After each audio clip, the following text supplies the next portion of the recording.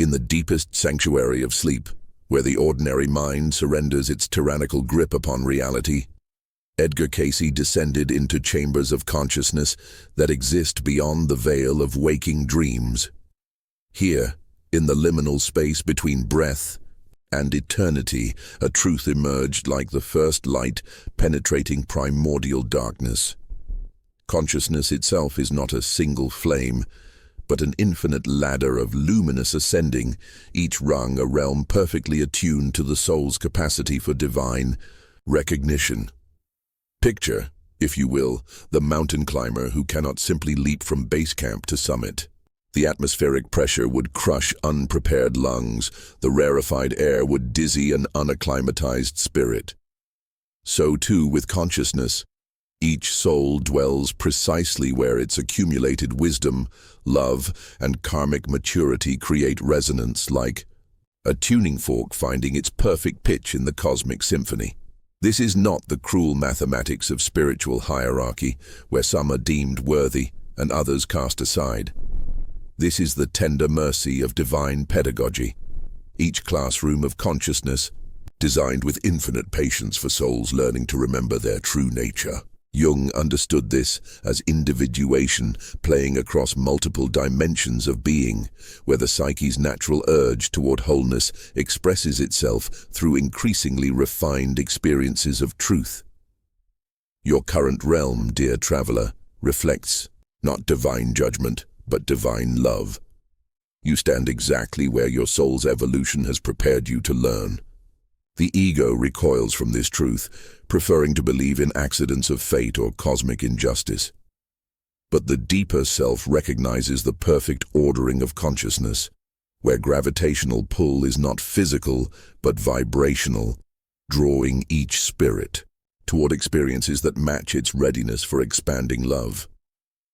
In Cayce's vision, this cosmic ladder extends infinitely upward, each realm a doorway rather than a destination, each level of consciousness a sacred preparation for mysteries yet to unfold. Descending deeper into the sleeping prophet's visions, we encounter the first realm, where newly awakened souls dwell. A twilight country that exists between the solid certainties of material existence and the luminous uncertainties of spirit. Cayce called this the borderland, and here, in this liminal space of neither nor, consciousness begins its first tentative steps toward remembering its divine nature. Imagine the dreamer who has just begun to suspect they are dreaming, yet cannot quite release their grip upon the dream's apparent reality. These souls have heard the first whisper of awakening, perhaps through suffering that cracked open their hearts, or beauty that stopped their minds, or love that dissolved their carefully constructed boundaries.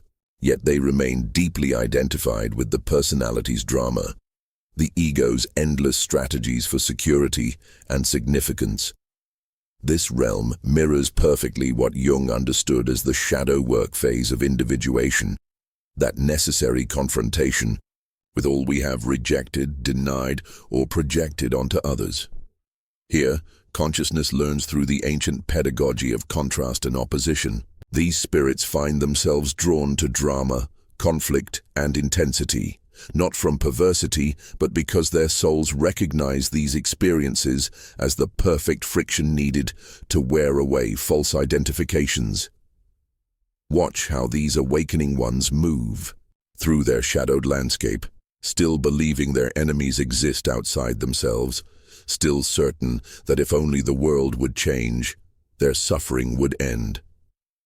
Yet within this apparent delusion lies the seed of profound wisdom.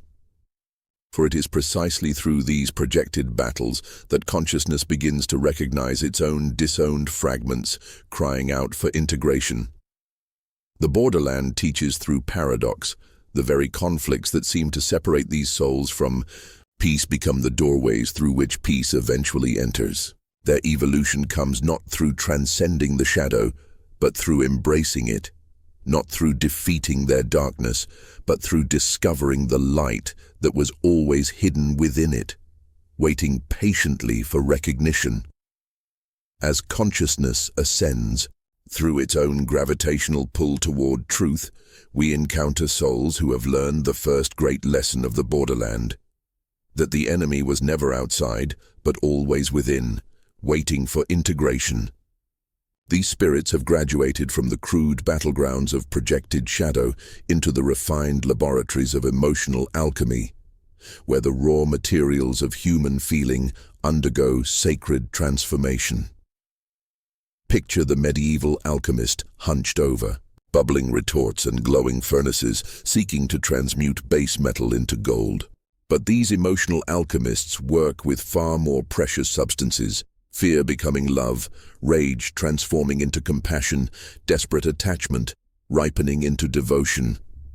They have discovered what Jung knew, that every emotion carries within it the seed of its own transcendence. Every feeling contains both poison and medicine, depending upon consciousness's relationship to it. Here, in what Cayce glimpsed as the astral planes, souls learn the delicate art of feeling without drowning. No longer do they recoil from emotional intensity or become lost in its turbulent currents. Instead, they have become surfers of their own inner weather, riding waves of sensation and sentiment with growing skill and grace. They understand now that emotions are not enemies to be conquered, but messengers to be received with reverence. Watch these emotional alchemists at work in their luminous laboratories of the heart. When fear arises, they do not flee or fight, but breathe into its some trembling center until they discover the love that fear was trying so desperately to protect. When anger burns through their beings, they do not suppress its fire, nor let it consume everything in sight, but learn to channel its energy into boundaries that serve rather than separate. Their realm sparkles with what Cayce described as rainbow bridges, pathways of refined feeling that connect previously warring aspects of the psyche. These souls have learned that emotional mastery comes not through suppression, but through conscious relationship. Not through numbness, but through exquisite sensitivity, married to unwavering presence. Beyond the alchemical laboratories of emotion lies a realm where consciousness encounters its most intoxicating and dangerous power. The discovery that thought itself is the fundamental building material of experienced reality. Here dwell souls who have transcended the crude reactivity of the borderlands and the turbulent transformations of emotional alchemy to enter the crystalline palaces of pure mind, where every thought becomes visible architecture and every belief crystallizes into lived experience. These mental architects have awakened to a truth that would terrify the unprepared. They are not passive recipients of reality, but active creators of it, their consciousness functioning as both blueprint and construction crew in the ongoing project of existence. Like Jung's description of active imagination, where psychic contents take on autonomous life, these souls witness their thoughts as living entities, each one capable of building either prisons of limitation or cathedrals of possibility. In Cayce's cosmic cartography, this realm shimmers with the geometric perfection of crystallized intention. Here, souls learn the delicate art of conscious creation, aligning personal will with divine purpose, focusing the mind's laser-like power while remaining humble before the mystery that consciousness itself represents in the cosmic order. They have discovered that reality responds not to wishful thinking, but to focused intention married to surrendered attachment. Watch these mental architects at work in their luminous studios of pure thought. They have learned to observe the mind's endless chatter without being hypnotized by it, to direct attention like a master craftsman wielding tools of creation. No longer do they unconsciously project their inner conflicts onto the world. Instead, they consciously participate in reality's ongoing construction through the careful cultivation of thoughts that serve love rather than fear. Yet their greatest discovery is also their most humbling, that the mind, for all its creative power, remains but an instrument in service to something far greater. These souls have learned to create through consciousness while recognizing that consciousness itself remains forever beyond their mental comprehension. An eternal mystery expressing itself through their willing participation in the divine creative process. In the ascending spiral of consciousness, there comes a moment of profound transformation, a sacred death that is simultaneously a resurrection. Here, souls who have mastered the shadow's integration, the emotions' alchemy, and the mind's creative power encounter the ultimate paradox, that all personal attainment becomes meaningful only when surrendered in service to the whole. This is the realm of the heart, where the ego's long journey toward perfection dissolves into the self's natural expression of unconditional love. Picture the moment when the chrysalis, having completed its mysterious transformation, finally cracks open, not to reveal a more beautiful caterpillar, but an entirely different order of being. So too, these heart-centered souls have undergone what Jung called enantiodromia, that sacred reversal where all previous values transform into their opposite. What once was mine becomes ours. What once was achievement becomes service. What once was getting becomes giving.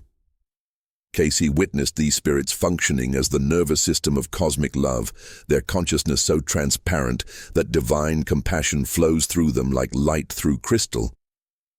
They have discovered that service is not sacrifice, but the most natural expression of realized being.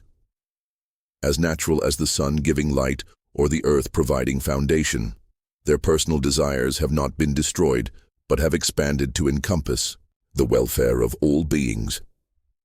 In this luminous realm, souls work as cosmic nurses, teachers, and guides for spirits dwelling in the lower planes of consciousness. Yet their service carries no trace of spiritual superiority, for they understand that in serving others, they serve the one self expressing itself through countless forms. They have become what Jung envisioned as the individuated being, consciousness, that has transcended ego limitations not through rejection, but through expansion, embodying archetypal wholeness while remaining utterly humble before the mystery of existence. Their evolution accelerates through this paradox. The more completely they surrender personal agenda, the more rapidly their consciousness expands, each act of selfless love becoming a doorway into deeper dimensions of divine truth. As consciousness continues its eternal ascent through realms of increasing refinement, we encounter souls who have transcended even the beautiful service of the heart to become something far more mysterious. Living repositories of cosmic memory, conscious libraries containing the accumulated wisdom of countless journeys through space and time. In Cayce's vision, these beings dwelt in crystalline halls of pure knowing, their consciousness expanded to contain vast understanding of universal laws and spiritual principles that govern all existence. These are the keepers of what esoteric tradition calls the Akashic records, that eternal database where every soul's experience across all dimensions and lifetimes is preserved with perfect fidelity. But they are more than mere librarians of cosmic knowledge. They have become the knowledge itself, their being so saturated with universal wisdom that they exist as living embodiments of divine truth. Like Jung's archetype of the wise old man, or woman in its purest expression, they represent consciousness that has moved beyond personal experience into transpersonal understanding. Picture vast libraries built not of books, but of living light, where each thought, feeling, and action of every soul throughout eternity exists as accessible wisdom.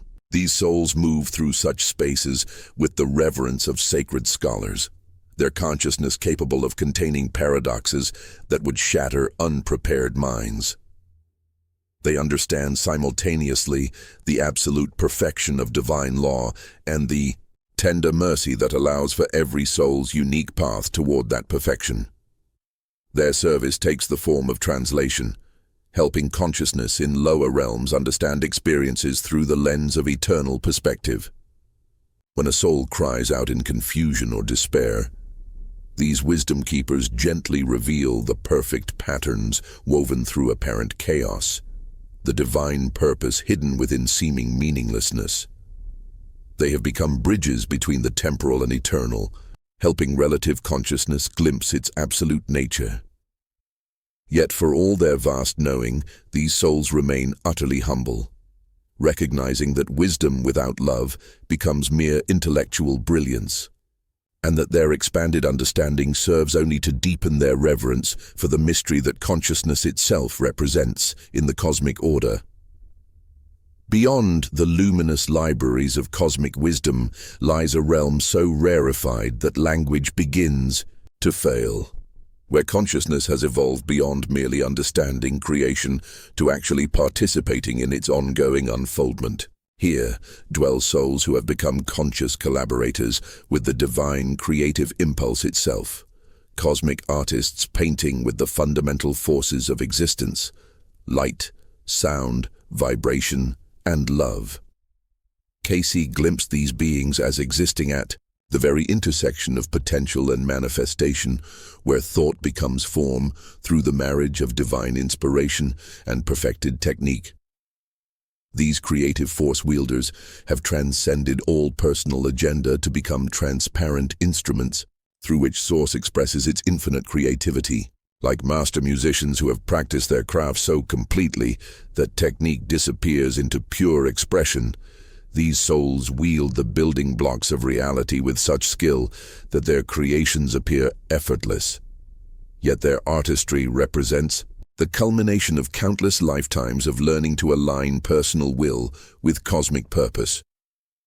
Imagine consciousness that has become so refined it can paint with starlight, sculpt with gravity, compose symphonies using the vibrational frequencies that hold atoms in their dance of existence. These souls work in mediums beyond physical comprehension.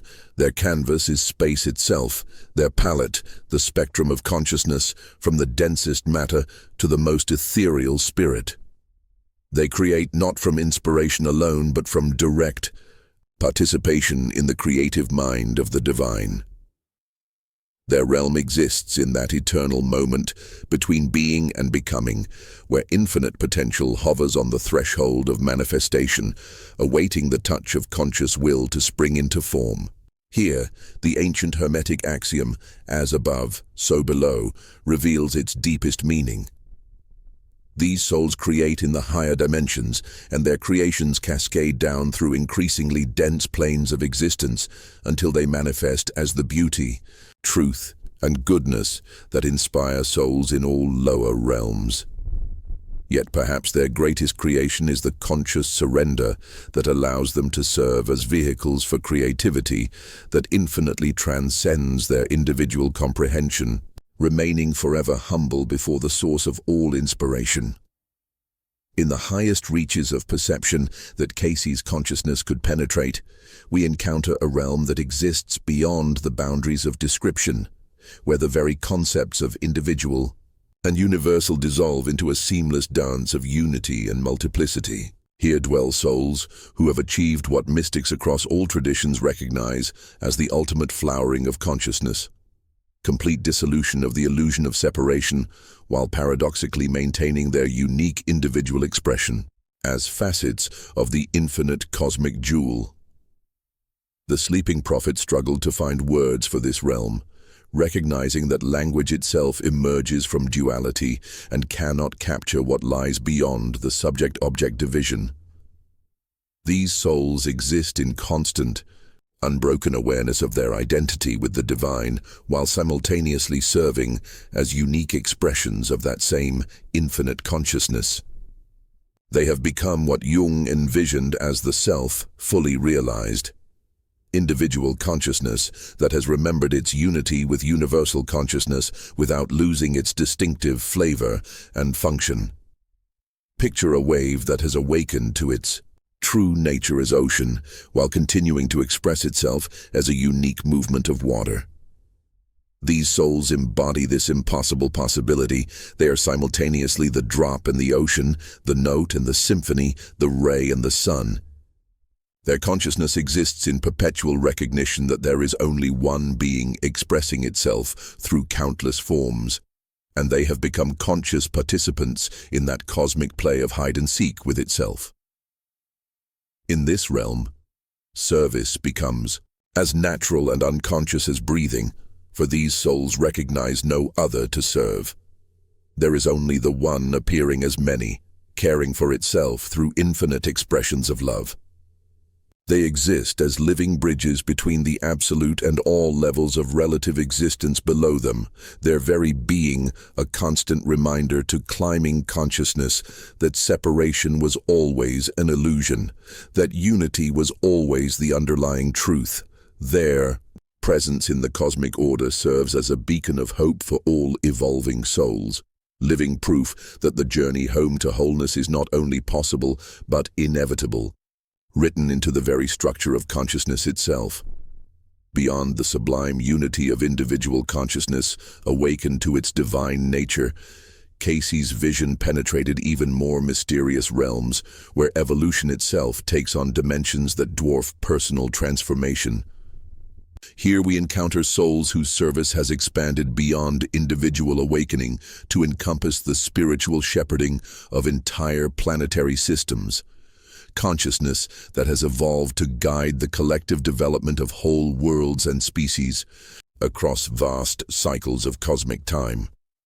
These planetary hierarchies operate as what Jung might recognize as archetypal forces made fully conscious, living embodiments of divine principles that work through natural laws, synchronistic events, and the hidden spiritual currents that guide evolution itself. They exist as the invisible government behind visible reality, ensuring that every soul, regardless of its current level of development, encounters precisely the experiences necessary for its continued growth toward divine recognition. Picture consciousness so vast it can hold the evolutionary trajectory of entire civilizations within its awareness. Souls who have learned to think not in terms of individual lifetimes, but in geological epochs and cosmic cycles. They work through what appears to ordinary perception as natural selection, historical movements, and cultural transformations, but which reveals itself to expanded awareness as carefully orchestrated opportunities for collective soul development. Their realm exists at the intersection where personal evolution flowers into universal responsibility. Having completed their own journey through all the lower realms of consciousness, these souls have discovered that individual enlightenment naturally expresses itself as cosmic service. They understand that consciousness is not a private possession, but a shared gift, and that their awakening carries responsibility for awakening everywhere. Like master gardeners tending vast cosmic gardens, they plant seeds of inspiration across millennia, nurture the growth of wisdom through ages of darkness, and patiently shepherd entire species through the long journey from unconsciousness to divine recognition. Their love operates on scales so vast that individual souls may never recognize their tender care. Yet every moment of grace, beauty, or sudden insight carries their blessing. Through such beings, the universe ensures that no soul is ever truly alone on its journey toward home. In the most rarefied reaches of Cayce's extraordinary vision dwells consciousness that has transcended even the vast service of planetary hierarchies to become something that challenges the very boundaries of comprehension. Souls that have evolved beyond individual identity to embody cosmic principles themselves. These are the beings that esoteric wisdom traditions call solar logoi, or cosmic Christs. Consciousness so refined it has become indistinguishable from the divine laws that govern entire solar systems and galactic communities of worlds. Here, we encounter the ultimate flowering of Jung's individuation process, where the journey inward to discover the self reveals itself as simultaneously a journey outward into universal principle. These souls have become what they once sought.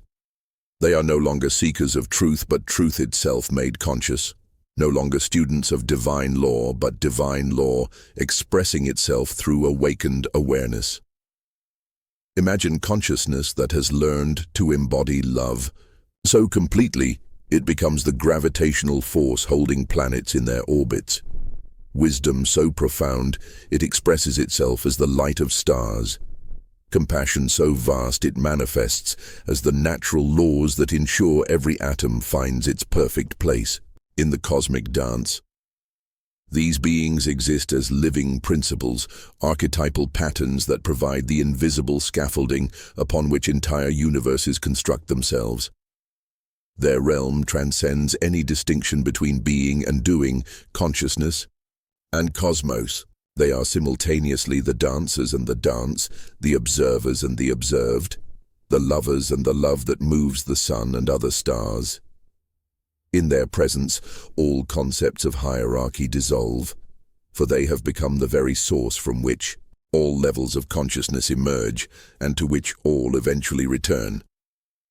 The sleeping prophet recognized these solar logoi as consciousness that has achieved the ultimate marriage, individual awareness, wedded so completely to universal principle that personal will and cosmic will become indistinguishable. They represent the endpoint of evolution that is simultaneously its beginning, for in their perfect embodiment of divine principle, they become the source of inspiration that calls all lower consciousness toward its own eventual flowering into cosmic responsibility and universal love. Through them, the circle of evolution completes itself in eternal, ever-ascending spirals of awakening. Now we turn from cosmic vistas to the most intimate and practical of all spiritual questions. Where do you, dear traveler, currently dwell in this magnificent hierarchy of consciousness? Through Cayce's revelations emerges a sacred method of self-recognition, not for the purpose of spiritual pride or comparison, but to understand precisely where your soul's next opportunities for growth await your attention and embrace. The sleeping prophet taught that consciousness recognizes its own level through what Jung would call the transcendent function, that mysterious capacity of the psyche to bridge opposites and reveal deeper truth. Your spiritual realm reveals itself through your spontaneous responses to life's eternal questions. What draws your soul like a moth to flame? What repels you with visceral intensity? What brings tears of recognition to your eyes, and what leaves you cold and unmoved? Listen carefully to the whispers of authentic attraction. Souls dwelling in the shadow realm find themselves magnetically drawn to power, drama, and the intoxicating belief that enemies exist outside themselves. Those learning emotional alchemy discover themselves fascinated by the subtle mechanics of feeling and relationship. Mental architects become enchanted with ideas, systems, and the creative power of focused thought. But the truest compass pointing toward your evolutionary edge is not what attracts, but what serves. Hearts opening to service find themselves naturally drawn to opportunities for helping others, while wisdom keepers feel called to teaching and translating complex truths into accessible understanding. Creative force wielders discover themselves irresistibly pulled toward beauty-making in all its forms. Yet perhaps the most reliable indicator of your current realm lies in recognizing what brings you genuine joy versus what creates inner conflict. The soul always knows its authentic place. It resonates with experiences that match its vibrational frequency while feeling discord when forced into levels of consciousness it has either outgrown or not yet grown into. This sacred self-assessment becomes the compass that points not toward judgment, but toward understanding, not toward spiritual competition, but toward the next threshold of growth that awaits your loving attention and conscious participation. In the deepest wisdom of Cayce's cosmic vision lies a paradox that dissolves the very ladder it so carefully described. True spiritual evolution occurs not through grasping for higher states of consciousness, but through complete surrender to serving wherever you currently find yourself. The cosmic hierarchy exists not to create spiritual competition or fuel the ego's endless hunger for advancement. but to help each soul recognize that every level offers perfect opportunities for growth toward love. Here we encounter the ultimate, teaching that transcends all teachings. The greatest souls often choose to incarnate in apparently lower realms, returning like bodhisattvas to serve others or to integrate lessons that require specific vibrational frequencies for their completion. What appears to ordinary perception as spiritual regression may actually represent the most profound service. Consciousness voluntarily limiting itself to offer precisely the help that souls in particular realms require for their awakening. This recognition transforms the entire understanding of spiritual hierarchy from vertical competition to horizontal compassion. The sleeping prophet emphasized that souls dwelling in unity consciousness remain utterly humble, knowing that consciousness is one seamless ocean appearing as separate waves for the purpose of experiencing itself through infinite perspectives. The wave that believes itself separate from the ocean suffers. The wave that recognizes its oceanic nature finds peace while continuing to serve its unique function in the cosmic dance. Evolution continues eternally, not as a ladder to be climbed, but as a spiral dance where each realm becomes a doorway rather than a destination. The soul that has touched the highest realms discovers that enlightenment's greatest gift is not escape from lower consciousness, but the capacity to serve it with perfect understanding and limitless compassion. Thus, Cayce's vision comes full circle. Consciousness, exploring itself through every possible level of experience, each soul a unique note in an eternal symphony, each realm a perfect classroom in the University of Awakening. Each moment an opportunity to remember that separation was always an illusion, and love was always the only truth.